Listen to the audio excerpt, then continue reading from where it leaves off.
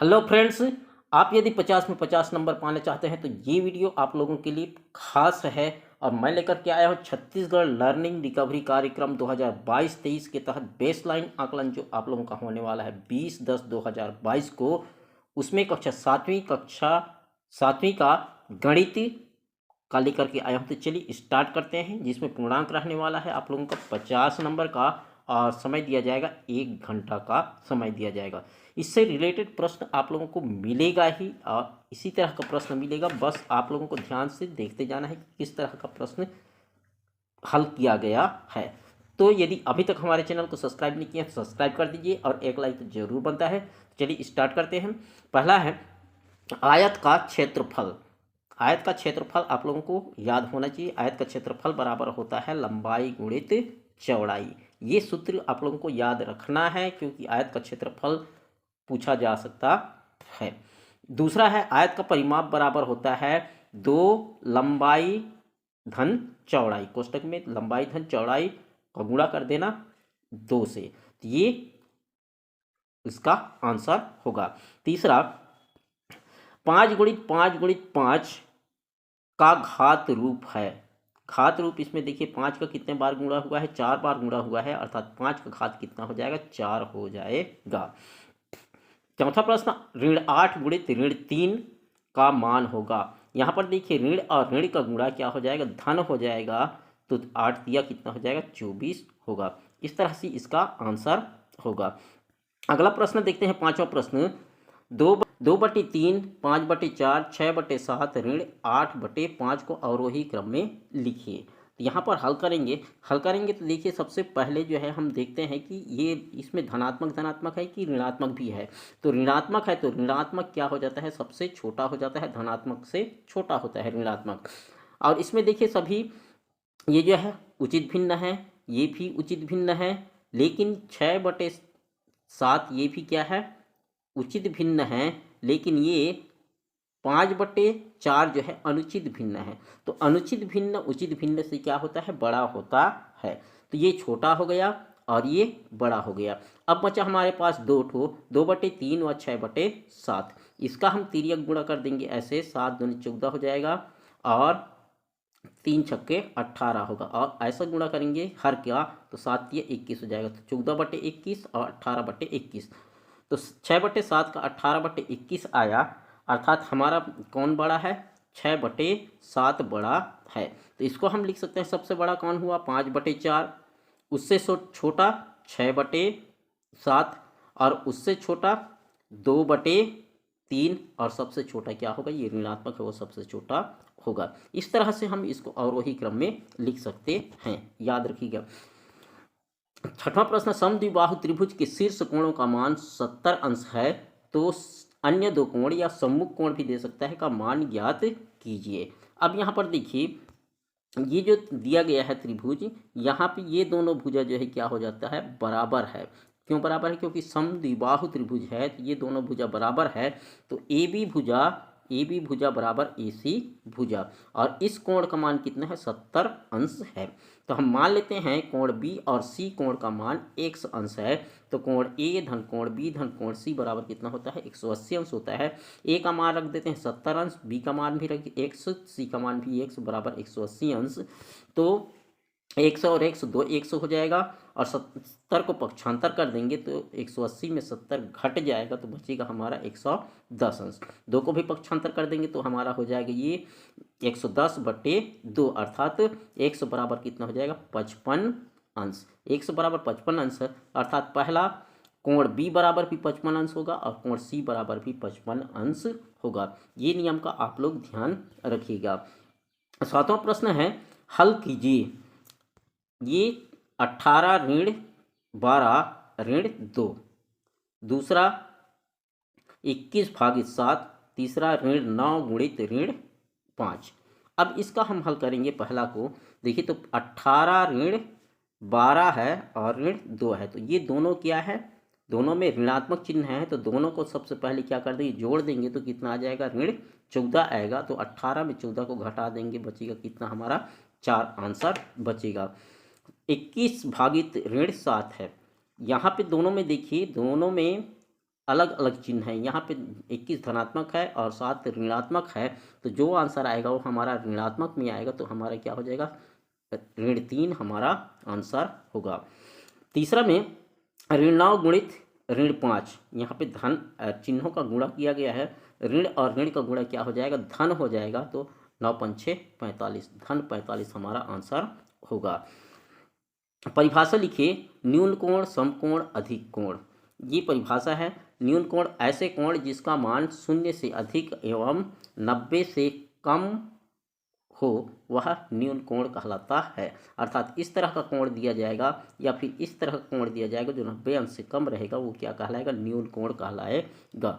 दूसरा है समकोण, ऐसे कोण जिसका मान जो है 90 अंश हो, ठीक ये बराबर 90 अंश का हो, वह क्या कहलाता है, समकोण कहलाता है। और तीसरा है अधिक कोण, ऐसे कोण जिसका मान 90 से अधिक एवं 180 से कम हो, ऐसे कोण अधिक कोण कहलाते हैं। जैसे इस तरह का कोण क्या होगा, ये 90 से अधिक अंश का कोण है, तो ये क्या कहलाएगा, अधिक कोण कहलाएगा।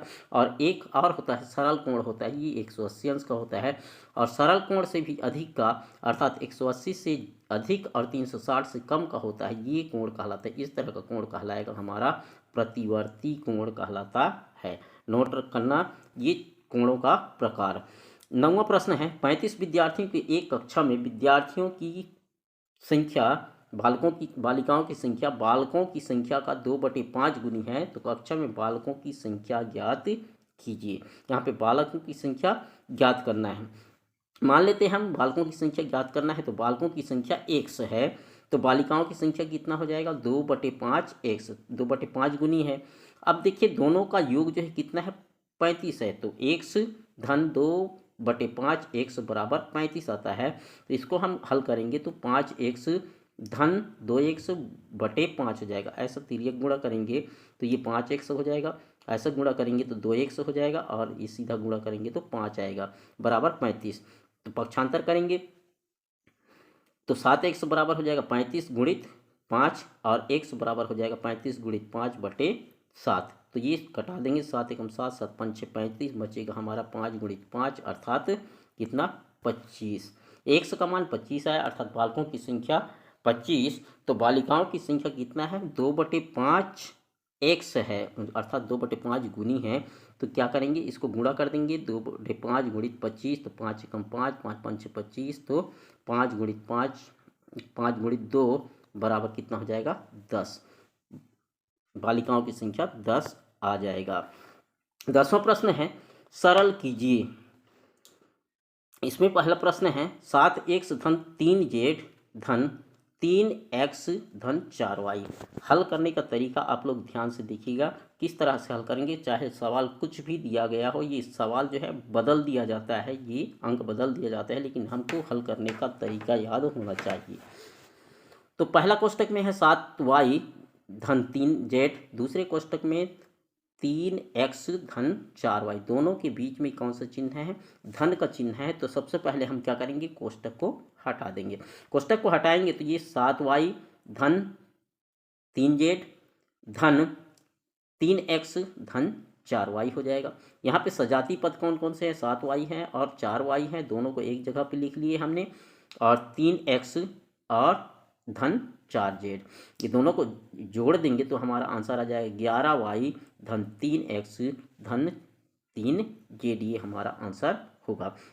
दूसरा प्रश्न है इसी में, MST कोष्टक के अंदर r का घात 3 ऋण ST, ये जो है सामने में है, कोष्टक के सामने, तो इसके साथ क्या होगा, गुणा होगा, अर्थात वितरण नियम का प्रयोग होगा। तो MST का गुणा सबसे पहले r का घात 3 के साथ होगा।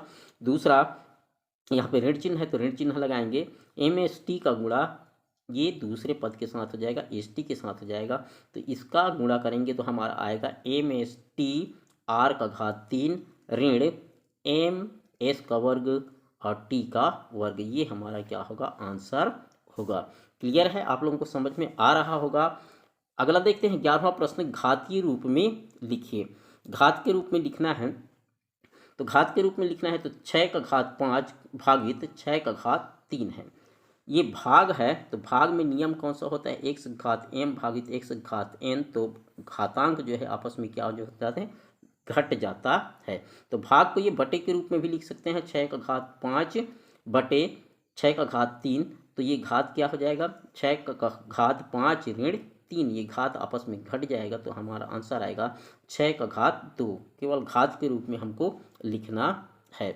अगला प्रश्न है दूसरा, इस सूत्र का प्रयोग करके यहाँ पे दोनों का बीच में यदि गुणा है तो घात क्या हो जाता है, जुड़ जाता है। तो दोनों का आधार बराबर है 27 27, तो 27 का घात 8 धन 27 का घात 2, अर्थात 27 का घात 8 धन 2 हो जाएगा। तो दोनों को ऐड कर देंगे तो हमारा आ जाएगा 27 का घात 10। और यदि इस तरह से दिया रहेगा 2 का घात 3 और कोष्टक का घात 4 दिया है, कोष्टक घात के ऊपर घात है तो ये आपस में क्या हो जाता है, गुणा हो जाता है, अर्थात 2 का घात कितना हो जाएगा, 4 तिया 12 होगा। ये भी नियम याद रखना। क्लियर है। चलिए आगे चलते हैं। 12वां नंबर का प्रश्न है, एक आयत की लंबाई 4 सेंटीमीटर एवं चौड़ाई 3 सेंटीमीटर है तो आयत का क्षेत्रफल व परिमाप ज्ञात कीजिए। आयत की लंबाई दिया गया है 4 सेंटीमीटर, चौड़ाई 3 सेंटीमीटर दिया है, तो आयत का क्षेत्रफल बराबर होता है लंबाई गुणित चौड़ाई, मान रख देंगे तो ये हमारा आ जाएगा 12 वर्ग सेंटीमीटर। क्षेत्रफल जो है किस में आता है, वर्ग सेंटीमीटर में आता है।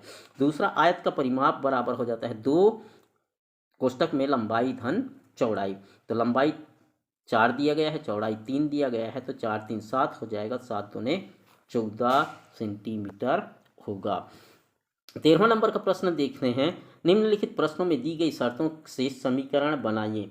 किसी संख्या के 2/3 भाग का मान, किसी संख्या के 2/3 भाग का मान माना कि वह संख्या x है, तो प्रश्न के अनुसार 2/3 भाग का मान 2/3 x हो जाएगा, बराबर कितना होगा, 24। 2/3 भाग का मान कितना है, 24 है। तो ये हमारा क्या बन गया, समीकरण बन गया। दूसरा प्रश्न है इसी में, पिता की उम्र पुत्र की उम्र की दुगुनी है तो दोनों की उम्र का योग 51 है। यहाँ पे पुत्र की उम्र कितना है, 100 मान लेते हैं, और पिता की उम्र दुगुनी है, पुत्र की उम्र से दुगुनी है, तो 2x हो जाएगा। दोनों का उम्र का योग 2x धन x, अर्थात पिता की उम्र और पुत्र की उम्र का योग कितना है, 51 है। ये हमारा क्या बन गया, समीकरण बन गया। तीसरा, किसी संख्या के 1/10 भाग का मान 2500 है, तो किसी संख्या मान ले वह संख्या x है, तो x का 1/10, x का 1/10, x का 1/10 करेंगे तो x गुणित 1/10 हो जाएगा, अर्थात x/10 होगा, बराबर कितना है, 2500 है। तो ये हमारा क्या बन गया, समीकरण बन गया। लास्ट क्वेश्चन है 14 नंबर का क्वेश्चन, ये 7 नंबर का होगा। 5 दर्जन केले का मूल्य 150 रुपये है, तो बताइए 1 दर्जन केले का मूल्य, 8 दर्जन केले का मूल्य और 1 केले का मूल्य। यहाँ पे देखिए 5 दर्जन केले का मूल्य 150 रुपये है, तो 1 दर्जन केले का मूल्य कितना होगा, 150/5, अर्थात 30 रुपया 1 दर्जन केले का मूल्य होगा। दूसरा, 1 दर्जन केले का मूल्य 30 रुपया है, तो 8 दर्जन केले का मूल्य कितना हो जाएगा, 30 से गुणा कर देंगे तो 8 दिया 24, 240 रुपया होगा। लेकिन तीसरा प्रश्न में पूछा गया है कि 1 केले का मूल्य कितना होगा। तो देखिए यहाँ पे 1 दर्जन केले का मूल्य तो हमको पता हो गया 30 रुपया, तो 1 दर्जन में कितने होते हैं, 12 केले होते हैं, तो 1 केले का मूल्य कितना हो जाएगा, 30 में हम 12 का भाग दे देंगे तो हमारा आंसर आ जाएगा ये 2.50 रुपये। ये हमारा क्या होगा, आंसर होगा। इस तरह से आप लोगों का बेसिक जो जानकारियां हैं, जो आप जानते हैं, आपके मन में होगा, वो क्वेश्चन दिए जाएंगे। बहुत हार्ड क्वेश्चन नहीं दिए जाएंगे, लेकिन आपको ध्यान रखना है, फिर भी आप लोगों को तैयारी करना है और बड़ी अच्छी तरीके से जो है ये बेसलाइन आकलन जो है आप लोगों को दिलाना है। आशा है ये वीडियो आप लोगों को पसंद आया हो। यदि पसंद आया हो तो एक लाइक ज़रूर कीजिएगा, अपने दोस्तों के साथ शेयर ज़रूर कीजिएगा ताकि उनका भी हेल्प हो सके। और मिलते हैं नेक्स्ट वीडियो में एक नए सेशन के साथ। तब तक के लिए जय हिंद, जय भारत।